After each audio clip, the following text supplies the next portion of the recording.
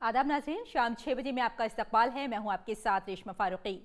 अगले आधे घंटे में हम आपको दिखाएंगे मुल्क और बैरूनी मुल्क की मुख्तलिफ खबरें और साथ ही साथ आपको ये भी दिखाएंगे, तफसील से बताएंगे कि कश्मीर पर भारत के मौक़िफ़ का बयान क्या है। सुप्रीम कोर्ट की आर्टिकल 370 पर समाअत होगी और जन जागरण अभियान के तहत बीजेपी लीडरों के बयान भी होंगे। आसाम में ममनुआ तंजीमों के 644 मिलिटेंटों की खुदसुपुर्दगी और झारखंड में 7 अफराद के कत्ल पर स्पेशल इन्वेस्टिगेशन टीम की तश्कील हुई। इन सब के अलावा तिजारत और मईशत और खेल की दुनिया की और भी होंगी खबरें, लेकिन सबसे पहले नजर डालते हैं इस वक्त की सुर्खियों पर। कश्मीर पर भारत को तीसरे फरीक का कोई किरदार नहीं मंजूर। वजारत खारजा ने इमरान खान के बयानात को बताया गुमराहकुन। कहा पाकिस्तान पहले अपनी सरजमी की दहशतगर्द तंजीमों पर लगाए पाबंदी।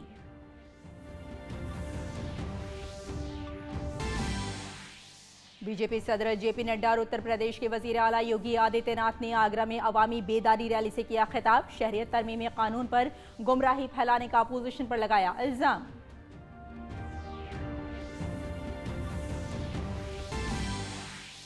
आसाम में 8 ममनुआ तंजीमों के 644 इंतहा पसंदों ने 177 हथियारों के साथ की खुद सुपुर्दगी।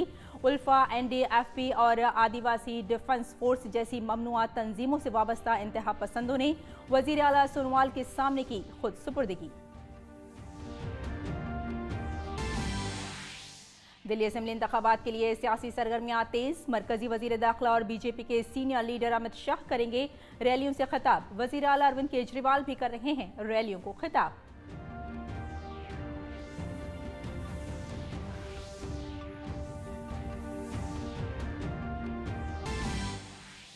मरकजी हुकूमत के खुसूसी अवामी बेदारी प्रोग्राम के तहत मरकजी वजीर रविशंकर प्रसाद ने जम्मू कश्मीर के लोगों से की बातचीत।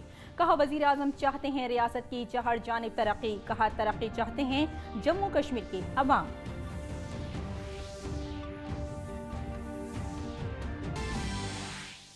और कोरोना वायरस के फैलने के पेश नज़र चीनी हुकूमत ने वुहान और हुआंगकांग में आमोदरफ्त पर लगाई पाबंदी। इस खतरनाक वायरस ने ली अब तक 17 अफराद की जान।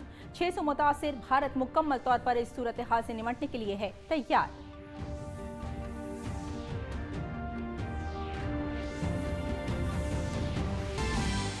और खेल की खबरों में कल ऑकलैंड में 5 T20 बैनुल-अक़वामी मैचों में न्यूजीलैंड के साथ पहले मुकाबले के लिए भारत तैयार। ब्लू में मर्द कीवी के खिलाफ अपने दौरे की करना चाहेंगे कामयाब शुरुआत।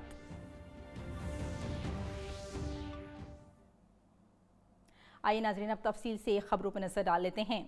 वज़ारत खारजा के तर्जुमान रवीश कुमार ने दाऊस में पाकिस्तान के वज़ीर आज़म के तबसरे पर बात करते हुए कहा कि उनका बयान हकीकत में गलत है।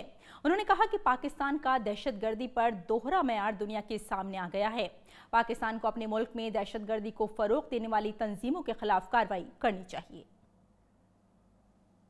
Our position on the Kashmir issue and about third-party mediation has been very clear and consistent. Let me, however, once again reiterate that there is no role for any third party in this matter.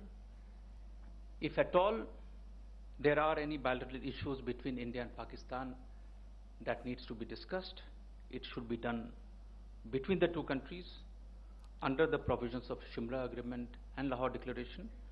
But again, as we have said in the past, that the onus is on Pakistan to create such conducive conditions, which is free from terror, hostility and violence, and which could also lead to some meaningful engagement between the two countries.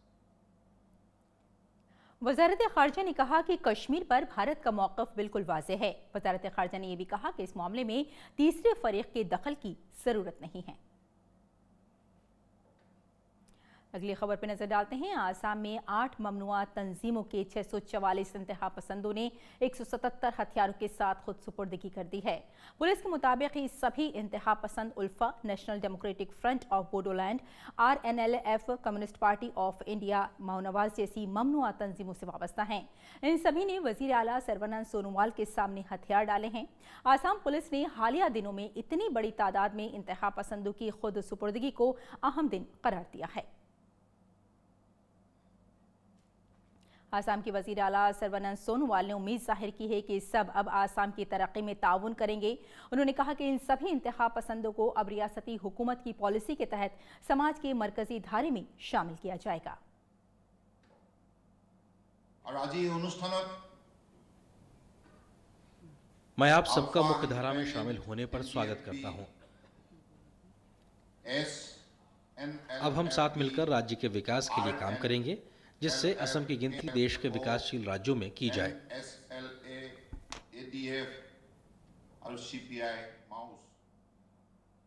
और अब बात Delhi assembly election की। Delhi assembly इंतखाबात को लेकर सरगर्मियां तेज हो गई हैं। मरकजी वजीर दाखिला और भारतीय जनता पार्टी के सीनियर लीडर अमित शाह आज दिल्ली के मटियाला और नागलोई जाट में एक रैली करेंगे और वो शाम 7 बजे उत्तम नगर में पदयात्रा करेंगे। इस बार दिल्ली में आम आदमी पार्टी, कांग्रेस और बीजेपी के दरमियान इंतखाबी टक्कर होने वाली है। दिल्ली असेंबली इंतखाबात के मद्देनजर वजीर आला अरविंद केजरीवाल पार्टी की तशहीर के लिए आज मटियाला में रोड शो उन्होंने किया और इससे पहले अरविंद केजरीवाल ने ये कहा कि दिल्ली वालों को राहत देने के लिए आम आदमी पार्टी कोई कसर नहीं छोड़ रही है। बीजेपी लीडर संबित पात्रा ने कांग्रेस और आम आदमी पार्टी को तनकीद करते हुए उन्होंने राहुल गांधी और अरविंद केजरीवाल को जुड़वा भाई करार दिया। शाहीन बाग के मुजाहरे का हवाला देते हुए उन्होंने दोनों पार्टी पर राजधानी में अनारकी फैलाने की साजिश का इल्जाम आयद किया। संबित पात्रा ने CAA के गलत फहमी फैलाने के लिए दोनों पार्टियों की मजम्मत की। दरअसल शाहीन बाग के माध्यम से मुझे बहुत तकलीफ और दुख के साथ कहना पड़ रहा है, जिस प्रकार से अनारकी फैलाने की कोशिश की जा रही है उसके पीछे कोई है तो ये दो जुड़वा भाई है। ये दो जुड़वा भाई हैं, जिन दोनों जुड़वा भाई ने एक दूसरे के हाथ को पकड़कर सरकार बनाई थी, अरविंद केजरीवाल और राहुल गांधी। और राहुल गांधी, ये दोनों भाइयों, आप याद करिए, पिछली बार इलेक्शन से पहले 26 जनवरी आ रही थी, रजाई ओढ़ करके अरविंद केजरीवाल जाके वहां सो गए थे कि मैं यहां पर 26 जनवरी नहीं होने दूंगा। फिर 26 जनवरी आ रहा है, इस बार वो फिर से वो हरा रजाई उड़ना नहीं चाहते, दूसरों को रजाई उड़वाया है कि तुम सब रजाई लेके सड़कों पे बैठो, ये 26 जनवरी मत होने दो। अनार्किस्ट, अराजक है। अगली खबर पर नजर डालते हैं। मरकजी वुज़रा का जम्मू कश्मीर का दौरा आज भी जारी है। जम्मू में मरकजी वजीर पुरुषोत्तम रूपाला, साध्वी निरंजन, सुरेश अगाड़ी और सोम प्रकाश लोगों के साथ बातचीत कर रहे हैं। वहीं श्रीनगर में मरकजी वजीर श्री पदेसु नायक, बारामूला में रविशंकर प्रसाद और मनेगा में जी किशन रेड्डी आज दोपहर में लोगों के साथ बातचीत की। उन्होंने मरकजी सरकार के वुज़रा इन दिनों जम्मू कश्मीर का मुसलसल दौरा कर रहे हैं ताकि मरकज के ज़ेर इंतज़ाम इलाके की चहरसू तरक्की के लिए बनाई जा रही पॉलिसियों और प्रोग्राम के नाफिज होने की इत्तलात की तौसीह और तशहीर की जा सके। कल भी कई वुज़रा ने अलग अलग इलाकों में पहुंचकर लोगों से बातचीत की। हॉस्पिटल के बाहर परखा और ऐसे गरीब आदमियों को 5 काम करते हैं, उनके साथ बातचीत में बनता है। या एक बटन दबाया, आप लोग जहां है और वही सब चलते लगा के निकल रहे। मगर आपको ये पता नहीं था कि आप मेडिकल स्टोर पे बार्गेनिंग नहीं करते। वहां ऐसा बिल आया कि 64 रुपया 45 पैसा, तो 6 करोड़ किसानों के अकाउंट लिमिट हो गई। इस प्रकार के कई लोगों का ये मरकजी हुकूमत के मंसूबों की जानकारी और मरकज के ज़ेर इंतज़ाम इलाकों जम्मू कश्मीर की तरक्की के मंसूबों के खाके के साथ हुकूमत के कई वुज़रा इन दिनों रियासत के दौरे पर हैं। ज़राअत के वज़ीर मुमलिकत पुरुषोत्तम रूपाला ने जम्मू के अपने दौरे में इक़्तिदार में ख़वातीन की शराकत दारी को बढ़ाने की बात कही। उन्होंने कहा कि वज़ीर आज़म नरेंद्र मोदी का ख्वाब है कि ख़वातीन की क़यादत में इक़्तिदार को गाँव में पहुँचाना है। इस सिमत में जम्मू कश्मीर में तेज़ी से काम किया जा रहा है। पूरी पंचायत यदि महिलाओं की बनती है तो उनको 5 लाख रुपया राज्य सरकार की ओर से अतिरिक्त ग्रांट देते हैं वहाँ। और इसके चलते वहाँ कई पंचायतों में ऐसे चुनाव गांव के लोग मिलकर करते हैं कि सभी बहनें ही बहनें, सरपंच, इनके सदस्य, उसमें कोई पुरुष को खड़ा ही नहीं होने देते हैं। और गांव में 5 लाख रुपया सरकार से लेके गांव के काम करवा लेती है। बहनें की इस बात की साझेदारी का जब मौका मिला और मुर्मू जी ने जो कहा और मोदी जी का दृष्टिकोण जो है वो सत्ता को गांव में पहुंचाने का है। मरकज़ के ज़ेर इंतज़ाम इलाका बनने के बाद जम्मू कश्मीर में मरकज़ी हुकूमत के खुसूसी अवामी राब्ता मुहिम के तहत आज छठे दिन कई मरकज़ी वज़रा मुख्तलिफ अज़ला के तरक्याती ब्लॉक्स का दौरा कर रहे हैं। इसी सिलसिले में मरकज़ी वज़ीर रविशंकर प्रसाद ने कश्मीर में आम लोगों को कॉरपोरेशन के कौंसलरों और दीगर नुमाइंदों से मुलाकात करा के मसाइल और मशवरों को सुना। आज़ाद हिंदुस्तान में आज तक कभी ऐसा नहीं हुआ होगा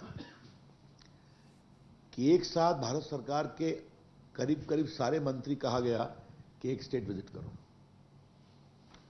but because Narendra Modi ji always comes with innovative ideas and I must tell you I am deeply enriched by my visit to Baramulla. और हम लोग जो भारत सरकार के बड़े मंत्री हैं, हम लोग की यह समझदारी होनी चाहिए कि नीचे हालात क्या है। रविशंकर प्रसाद ने जम्मू कश्मीर के अफसरों को बारामूला के नौजवानों को तमाम जरूरी मौके फराहम कराने की हिदायत दी। जम्मू कश्मीर को अवसर चाहिए। Jammu Kashmir needs to have opportunity. और ये आप सभी समझें और इस बात की कोशिश करें। Create opportunity for the common people, for the younger people of Jammu and Kashmir. Ravishankar Prasad ने अफसरों से जम्मू कश्मीर में भारत नेट सर्विस को तेज करने और इंटरनेट टावर लगाने को कहा। इस बात की चिंता करें कि भारत नेट जो है यहां के ग्राम पंचायतों में एक्टिवाइज होना चाहिए। सिक्योरिटी इश्यूज को एड्रेस करते हुए टावर के बारे में विचार करना चाहिए। और बीजेपी सदर जेपी नड्डा ने वजीर आजम नरेंद्र मोदी से खैर सगाली मुलाकात की। उन्होंने ट्वीट करके कहा कि उनकी क़यादत में मुल्क नई बुलंदियों को छू रहा है। उनकी रहनुमाई में पार्टी को आगे बढ़ने का हदफ रखूंगा। बीजेपी के कौमी सदर बनने के बाद जेपी नड्डा ने आज आगरा में शहरियत तरमीमी कानून की हिमायत में मुनक़दा रैली से खिताब किया। सदर बनने के बाद पहली रैली में जेपी नड्डा ने कहा कि बीजेपी पॉलिसियों और कारकुनों की बुनियाद पर खड़ी है, इसलिए कारकुनों की फिक्र करना, उनके लिए वक्फ रहना और पार्टी को आगे बढ़ाने के लिए वो हमेशा आगे रहेंगे। उन्होंने कहा कि वजीर आजम की पॉलिसियों को ज़मीनी सतह पर ले जाना, पार्टी को हुकूमत के साथ शाना बशाना चलाना होगा। मैं आपके माध्यम से पार्टी को यह विश्वास दिलाना चाहता हूं कि आप सबके सहयोग से, आप सबके तप से, आप सबके कर्मठ योगदान से मैं पार्टी को नई ऊंचाइयों तक ले जाऊंगा और पार्टी को सबसे आगे बढ़ा करके रखूंगा। मोदी जी की नीतियों को धरती पर उतारना, पार्टी को सरकार के साथ कंधे से कंधा मिला करके चलाना और उन नीतियों को मजबूती देना, यह मेरी जिम्मेवारी रहेगी, जिसको मैं पूरा आप सबके सहयोग से करूंगा। अपोजिशन जमातों को आड़े हाथों लेते हुए उन्होंने कहा कि कुछ लीडर सीएए के बारे में गुमराही फैला रहे हैं क्योंकि उनकी सियासत अब खत्म हो चुकी है। उन्होंने कहा कि मुल्क अब बदल चुका है और वजीर आजम की क़यादत में तेजी से आगे बढ़ रहा है।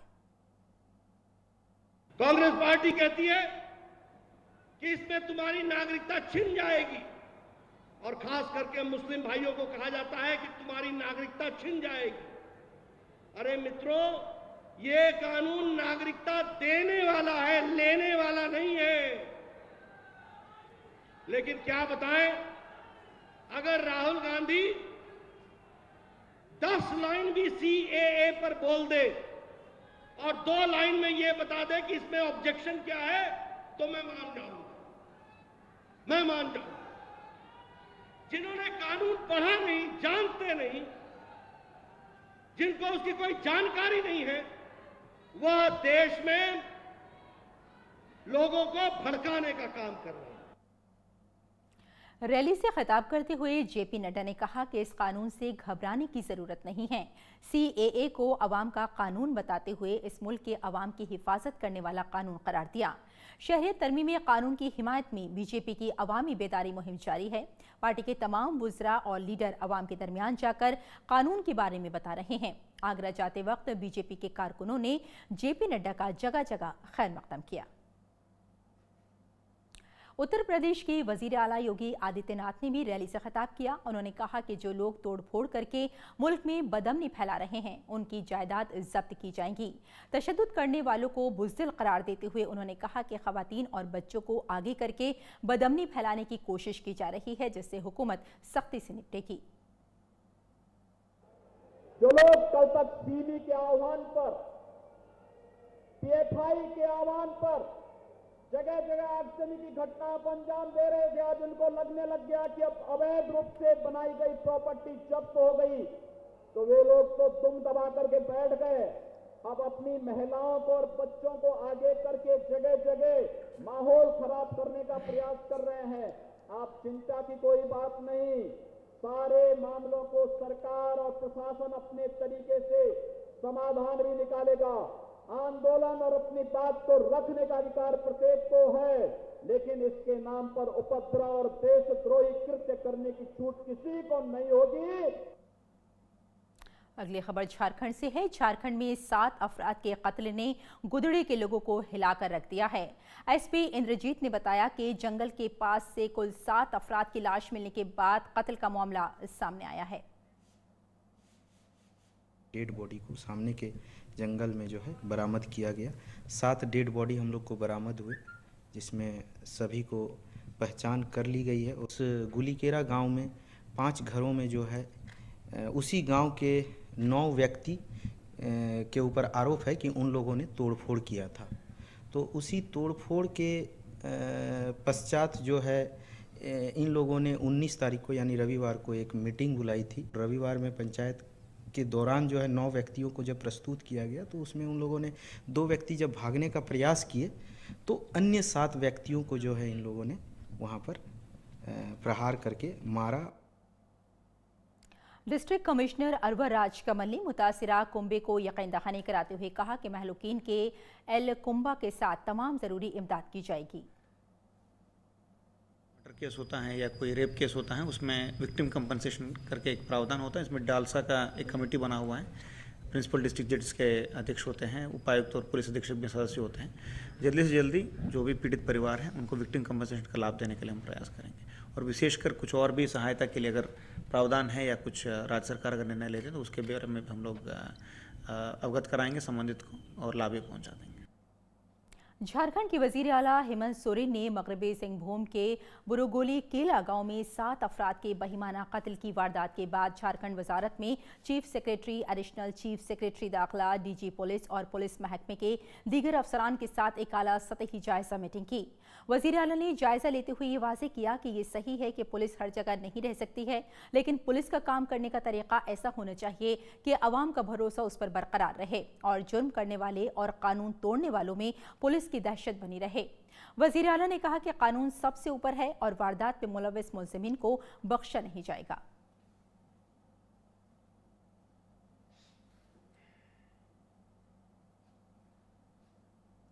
और वजीर आज़म नरेंद्र मोदी 26 जनवरी को शाम 6 बजे आकाशवाणी से मन की बात प्रोग्राम में मुल्क और बैरूनी मुल्क के लोगों के साथ अपने ख्यालात मुश्तरक करेंगे। इससे पहले एक ट्वीट पैगाम में वजीर आज़म मोदी ने कहा कि इस साल का पहला प्रोग्राम एक खास दिन यानी 26 जनवरी को होगा। लोग अपने ख्यालात 1800117800 पर मुश्तरक कर सकते हैं। वो नमो ऐप, ओपन फोरम और MyGov पर भी अपने पैगामात रिकॉर्ड करवा सकते हैं।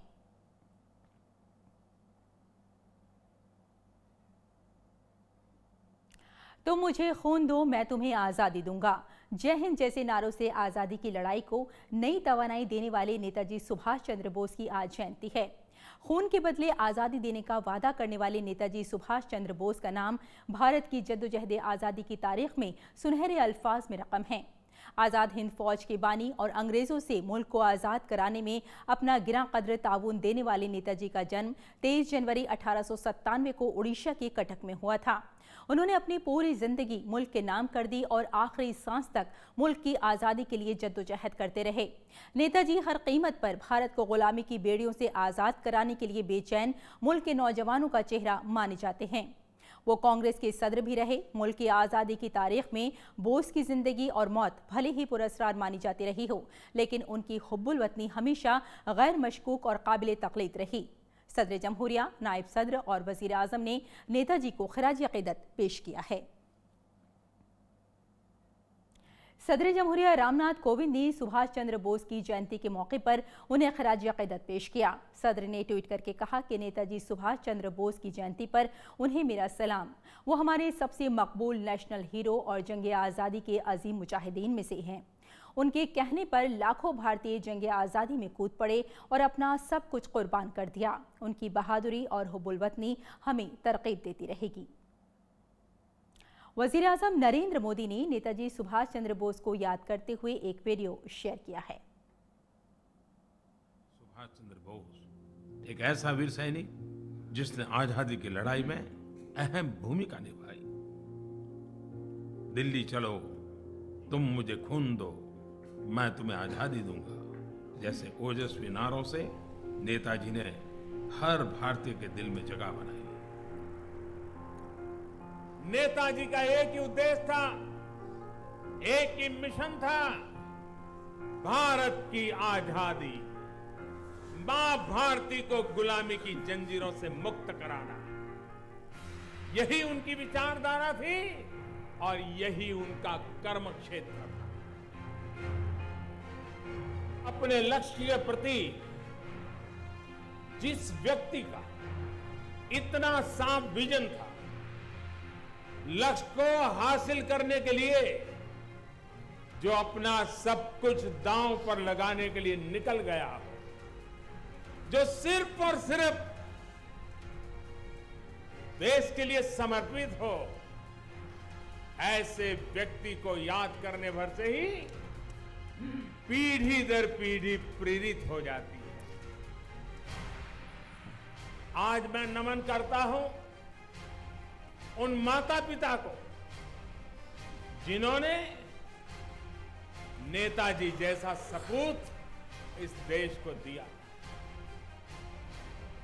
आज मुझे प्रसन्नता है कि एक भारत श्रेष्ठ भारत के मार्ग पर चलते हुए हम सभी नेताजी की भावनाओं के अनुरूप आगे बढ़ने का प्रयास कर रहे हैं।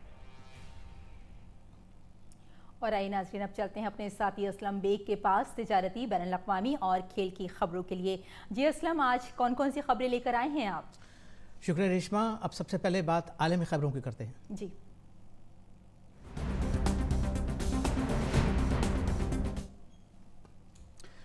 चीन में कोरोना वायरस के कहर को हंगामी सूरत-ए-हाल करार देने पर गौर करने के लिए जिनेवा में आलमी इदारे सेहत WHO की आज फिर मीटिंग होगी।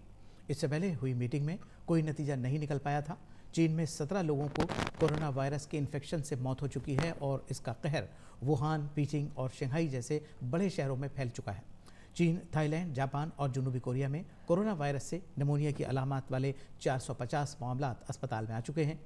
कई मुल्कों ने चीन के दौरे से लौटे लोगों को कोरोना वायरस की अलामत नज़र आने पर उनकी तिब्बी जांच शुरू कर दी है। भारत ने भी चीन का सफ़र करने वाले अपने शहरियों के लिए पहले ही सफरी मुशावरत जारी कर दी है। हुकूमत कहा है कि वो सूरत हाल से निपटने के लिए पूरी तरह तैयार है। इस वायरस से आम सर्दी से लेकर सांस लेने में भारी तकलीफ जैसी अलामत देखी गई हैं। और नाज़रीन, अब खबरें खेल के मैदान से।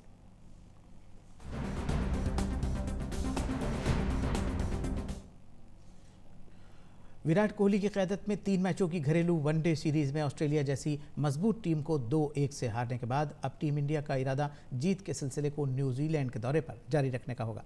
दोनों टीमों के दरमियान पहले मैच 5 मैचों की T20 सीरीज़ का पहला मुकाबला जुमे के रोज़ ऑकलैंड में खेला जाएगा। इस साल T20 वर्ल्ड कप अक्टूबर-नवंबर में ऑस्ट्रेलिया में खेला जाएगा। इस तरह के 5 मैचों की T20 सीरीज़ दोनों टीमों के लिए काफ़ी अहम होगी।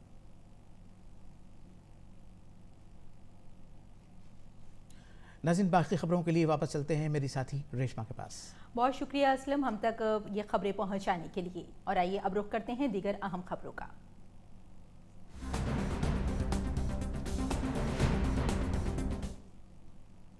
नाज़रीन, 26 जनवरी यानी यौम जमहूरिया को होने वाली परेड की आज फुल ड्रेस रिहर्सल की गई। फौज के अफसर कैप्टन तानिया शेरगिल ने परेड की क़यादत की। इसके अलावा दिल्ली पुलिस ने परेड को खुश उसलूबी से अंजाम तक पहुंचाने के लिए ट्रैफिक के महफूज इंतजाम किए थे।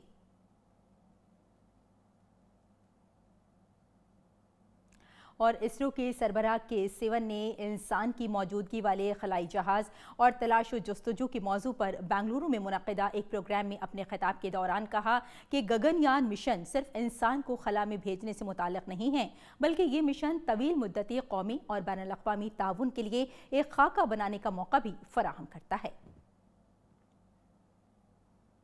तो नाज़रीन, शाम 6 बजे में बस इतना ही। इजाज़त दें, आदाब।